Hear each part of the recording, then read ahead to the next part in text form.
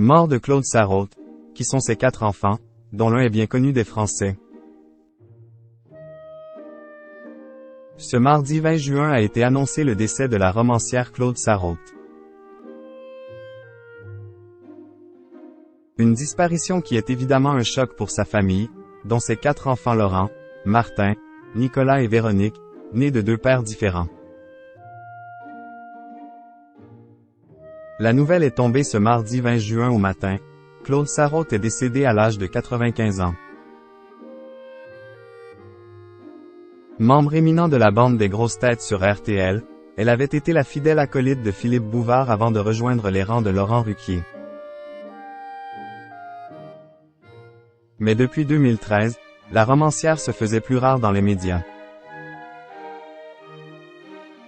Victime de problèmes de santé, elle avait confié ne plus entendre ni voir.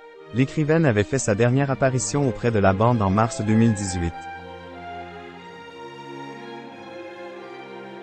Depuis, elle donnait régulièrement de ses nouvelles dans l'émission mais ne se déplaçait plus sur le plateau d'enregistrement.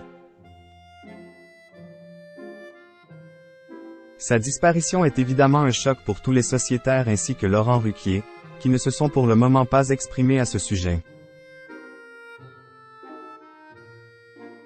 Un choc, ça l'est aussi pour sa famille, elle qui était mère de 4 enfants nés de 2 pères différents. En effet, Claude Sarraute a connu plusieurs hommes au cours de sa vie. En 1948, elle avait d'abord épousé le journaliste et historien américain Stanley Karnow, avant d'être divorcée en 1955. Le statut de mère, elle y a accédé grâce à son union avec Christophe Tsara, qu'elle a épousé le 17 mai 1957 et avec lequel elle a eu 2 fils, Laurent et Martin. Nicolas Revel a travaillé avec François Hollande et Jean Castex. Si Laurent Tsara est plutôt discret dans les médias, son frère Martin Tsara, lui, officie dans la tour TF1. Depuis octobre 2013, il est directeur des opérations sport de la chaîne. Il a fait ses armes au sein du groupe en occupant le poste de journaliste pour les émissions Téléfoot, Minuit Sport ou encore Va y avoir du sport entre 1986 et 1995. Un métier à l'opposé de celui de son petit frère, bien connu des Français.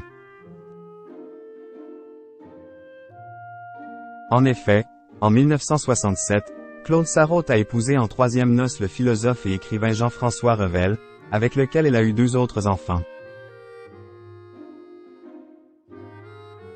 Une fille prénommée Véronique et un fils, le haut fonctionnaire Nicolas Revel.